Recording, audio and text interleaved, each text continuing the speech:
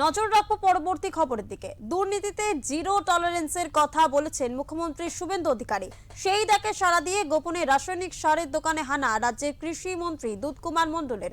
আরামবাগের কালীপুরের মেসার্স ধর্মদাস রায় নামে একটি রাসায়নিক সারের দোকানে হানা দেন তিনি। এই স্টিং অপারেশন চলাকালীন খবর পেয়ে আরামবাগ মহকুমার সংশ্লিষ্ট দপ্তরের আধিকারিক সহ বেশ কয়েকজন সেখানে যান। সব মিলিয়ে দুর্নীতির র্যাকেটকে ভাঙতে, কৃষকদের ন্যায্য মূল্যে রাসায়নিক সার পৌঁছে দিতে রাজ্যের মন্ত্রী দুধকুমার মণ্ডলের এই প্রয়াসকে সাধুবাদ জানায় এলাকার মানুষজন।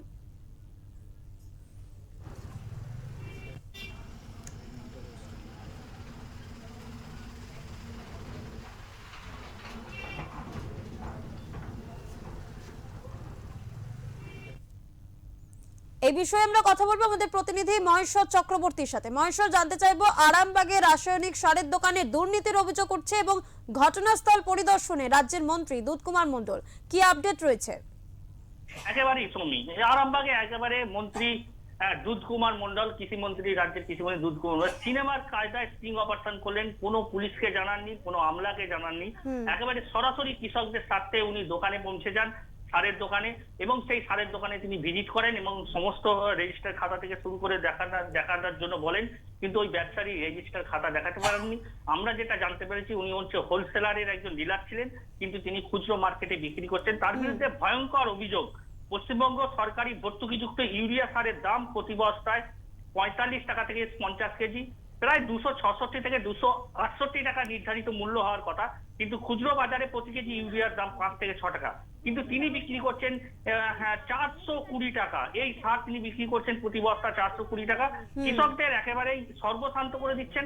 অপরদিকে পশ্চিমবঙ্গ সরকারের যে ভর্তুকিযুক্ত ডিএপি সার 50 কেজি, তার দাম 1350 টাকা, কিন্তু কেন্দ্র ও রাজ্য সরকারের ভর্তুকির নিয়মে সমস্ত জেলাতেই একই থাকে এই দাম, কিন্তু এই অসাধু ব্যবসায়ী বিক্রি করছেন 1800 টাকা দামে। এই অসাধু ব্যবসায়ী ঠিকানা হচ্ছে আরামবাগের যে কালীপুরে তিনি মেসার্স ধর্মদাস রায় নামে এই দোকানটি, এবং তিনি মারা গেছেন। তার স্ত্রী কাকুলি রায় এখন বর্তমানে চালাচ্ছেন। তবে এখানে একটা প্রশ্ন, যে এতদিন সরকারি আমলারা কি করছিলেন? শুধুমাত্র একজন ডিলারশিপ বা একজন ব্যবসায়ী নয়, গোটা আরামবাগ মহকুমা জুড়ে সমস্ত যারা সারের দোকানে সার বিক্রি করছেন, এরকম বহু অসাধু ব্যবসায়ী রয়েছেন।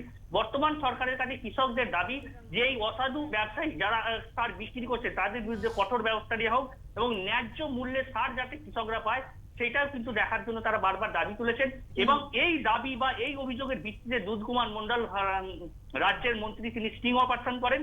এবং আপনাদের দর্শক বন্ধুদের জানিয়ে রাখি, এই স্টিং অপারেশনে কিন্তু তিনি কোনো আমলাকে সঙ্গে নিয়ে যাননি, কোনো পুলিশকে সঙ্গে নিয়ে যাননি, তিনি কিন্তু নিজেই কিন্তু দোকানে গিয়েছিলেন এবং সেখানে তিনি ভিজিট করেছেন এবং সত্যতা তিনি যাচাই করেছেন।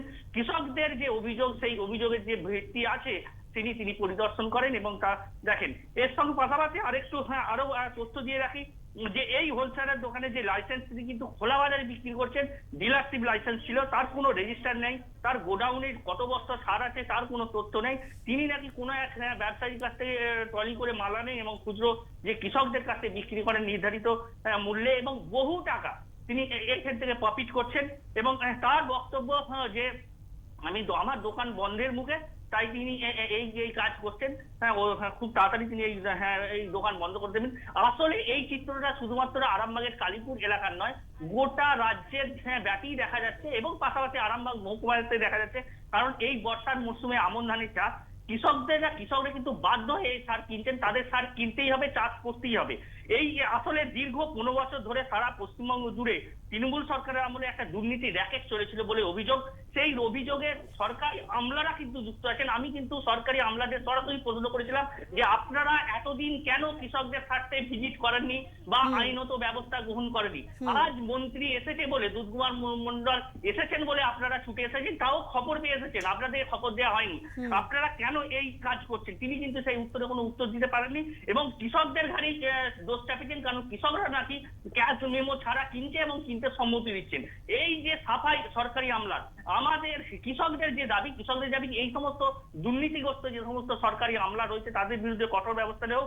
এই প্রশ্ন আমরা দুধকুমার মণ্ডলকে করেছিলাম।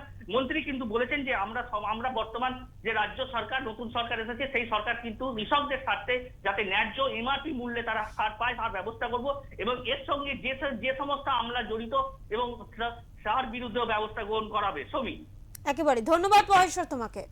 যে খবর আপনাদের জানাচ্ছিলাম, আরামবাগে রাসায়নিক সারের দোকানে দুর্নীতির অভিযোগ উঠেছে এবং সেই দোকানে একেবারে পুলিশ আমলা ছাড়াই ভিজিট করলেন, পরিদর্শন করলেন রাজ্যের মন্ত্রী দুধকুমার মণ্ডল।